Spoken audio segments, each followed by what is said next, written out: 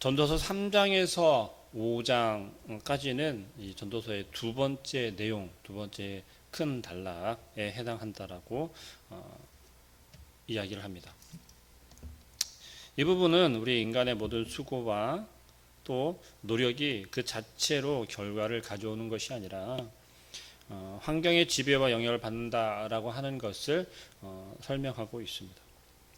결국 사람은 환경을 주관하시는 그 하나님 앞에서 자기 능력과 노력에 대해서 교만할 수 없고 또 겸손하게 현재에 우리가 누릴 수 있는 것을 우리의 희노애락을 누리는 것이 합당하다라고 그렇게 말하고 있는 것입니다. 우리 인간의 모든 활동이 다 하나님께서 가지고 계시는 그 계획, 그 커다란 섭리와 계획 안에서 이루어진다라는 것을 우리 두 번째 단락에서 이야기하고 있는데 결론적으로 이야기하고 있는 것입니다.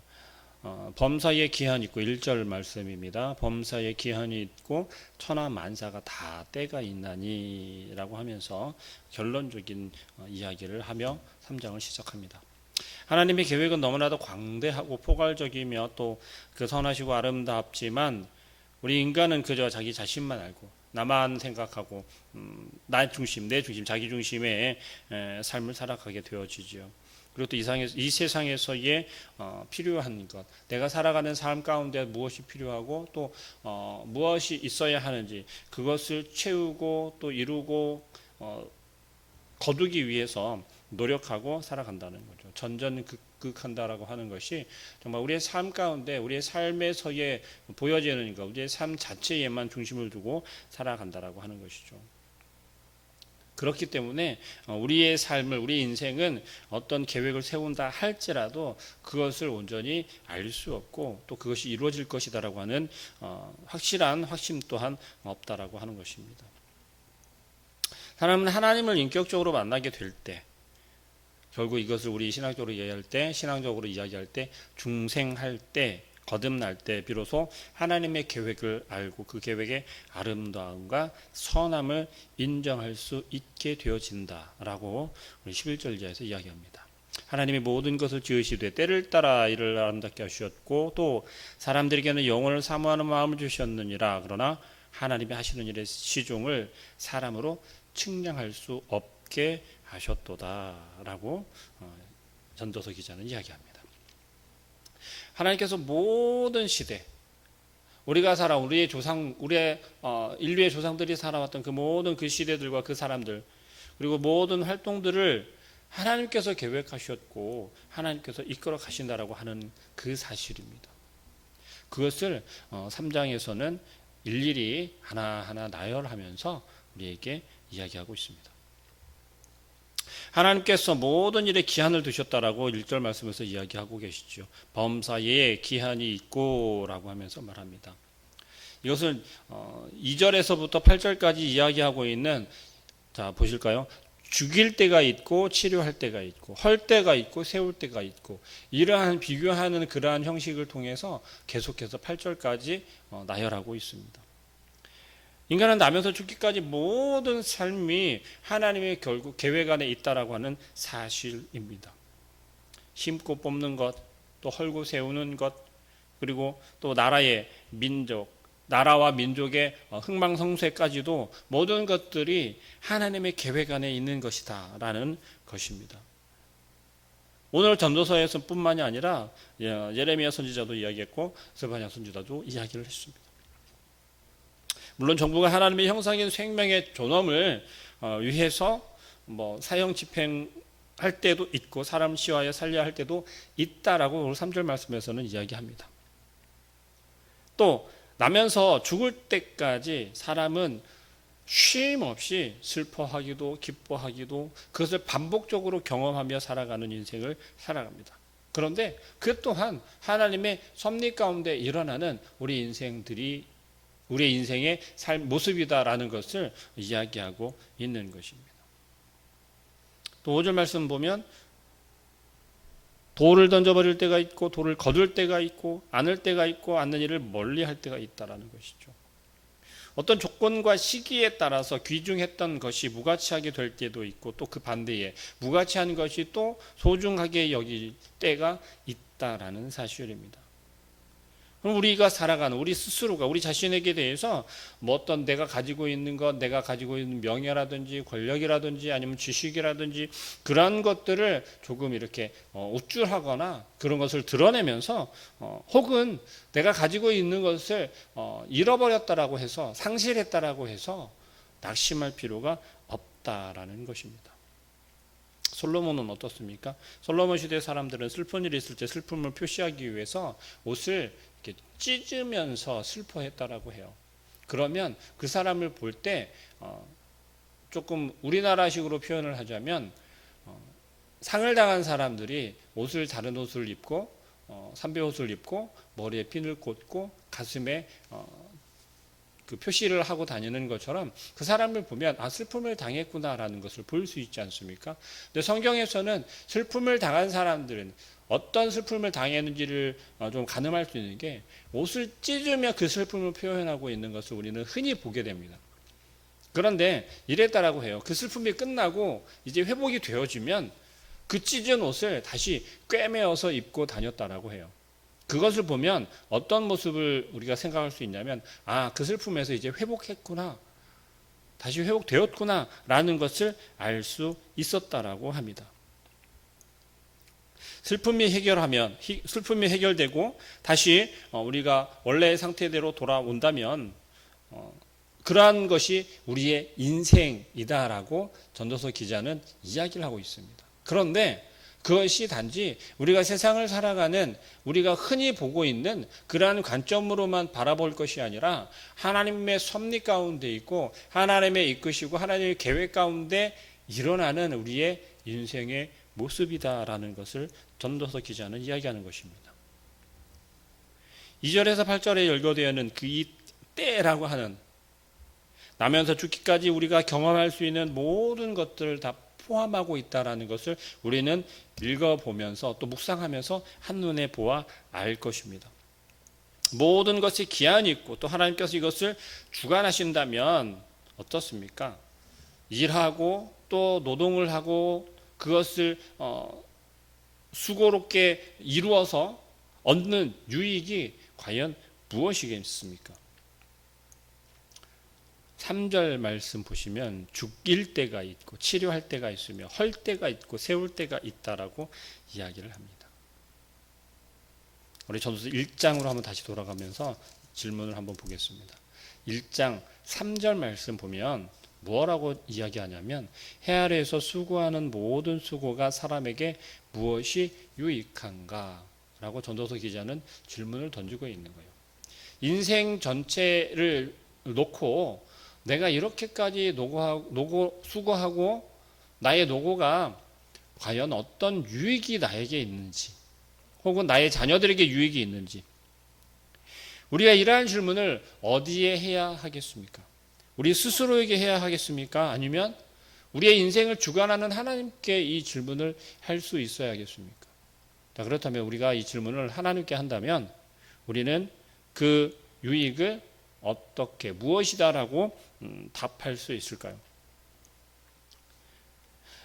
우리는 단지 우리가 수고하면 우리가 노동을 하면 얻어지는 것들 결과물이 반드시 있다라고 하는 것을 우리는 생각을 합니다.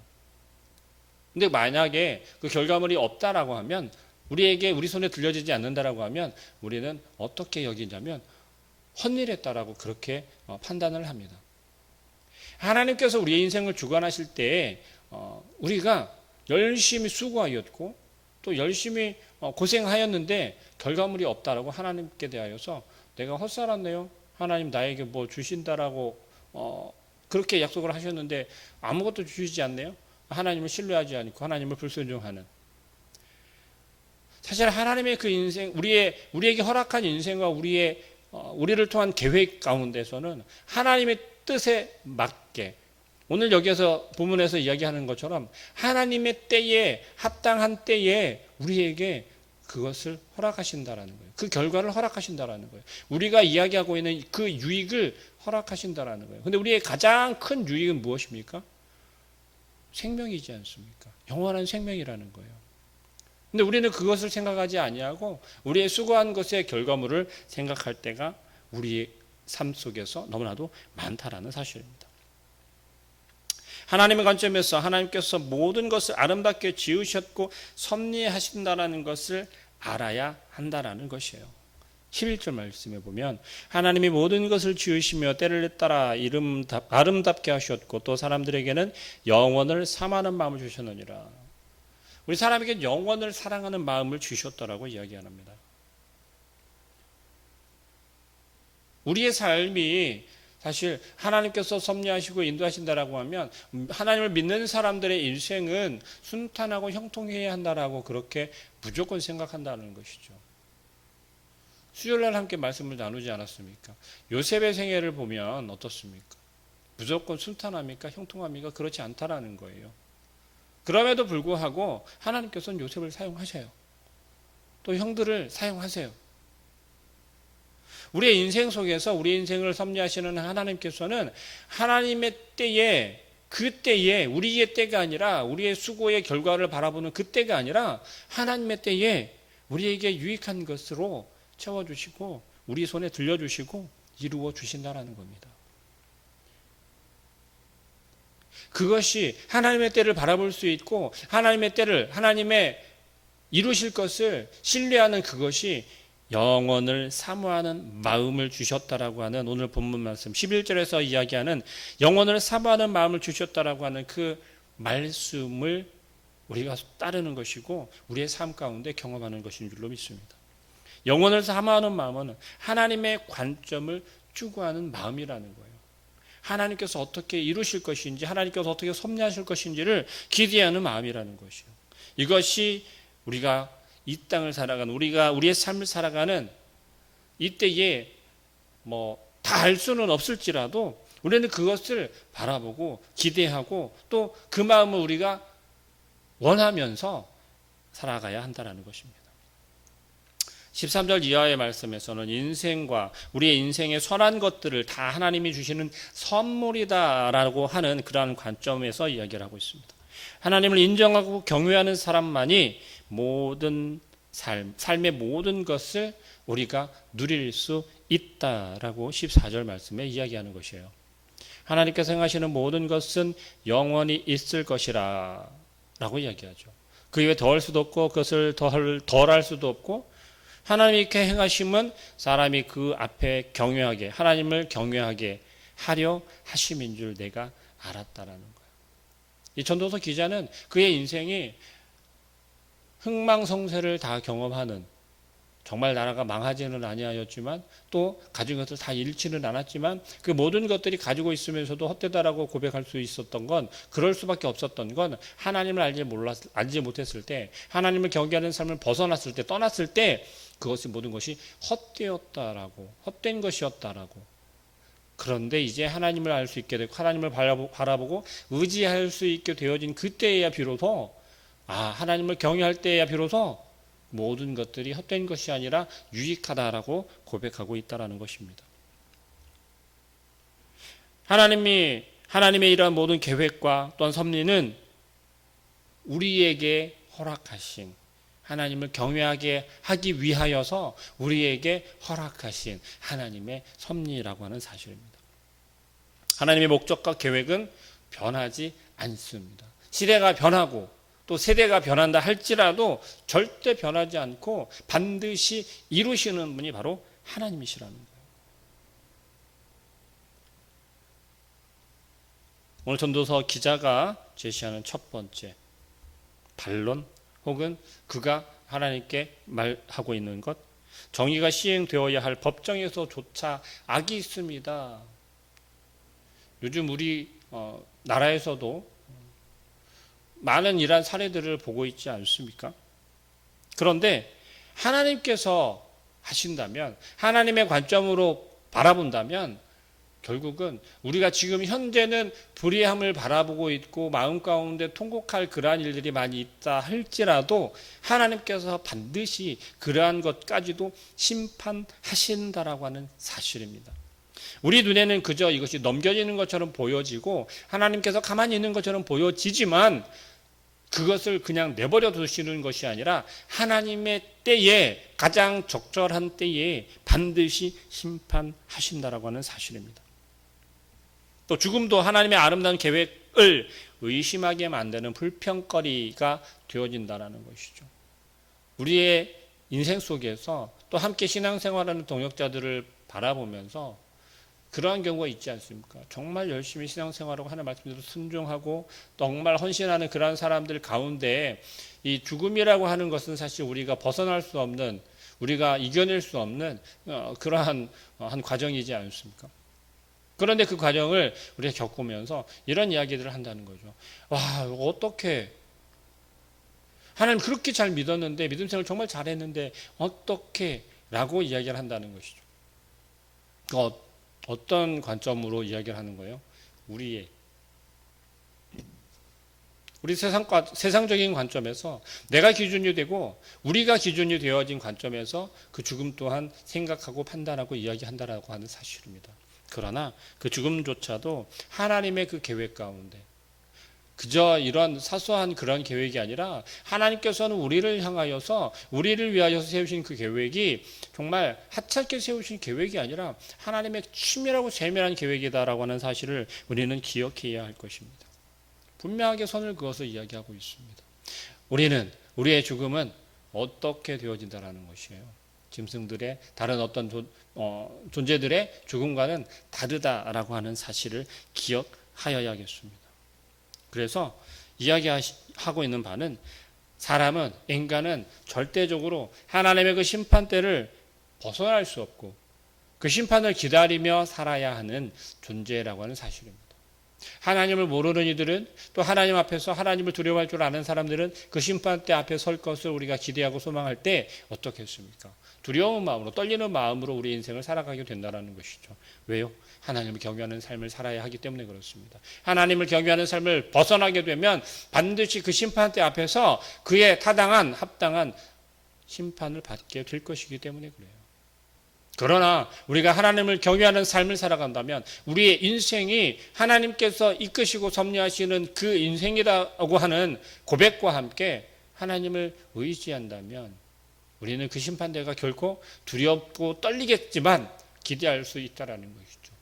그 뒤에 우리에게 허락되어진 유익이 무엇이라고요? 영원을 사모하는 마음, 영원한 생명, 하나님과 함께 거할 그 순간을 기대하며 살아갈 수 있는 그러한 인생이 되어진다는 사실입니다. 우리가 이것을 깨달아 알고 또한 그것을 사모하며 오늘 하루도 우리에게 허락하신 것은 선물처럼 하나님께서 우리에게 선물로 주신 하루를 귀하고 또 하나님을 경외함을 통하여서 하나님께서 허락하여 주신 그 모든 것들을 누릴 수 있는 그러한 오늘 하루가 되어질 수 있기를 주님의 이름으로 축복합니다. 기도하겠습니다.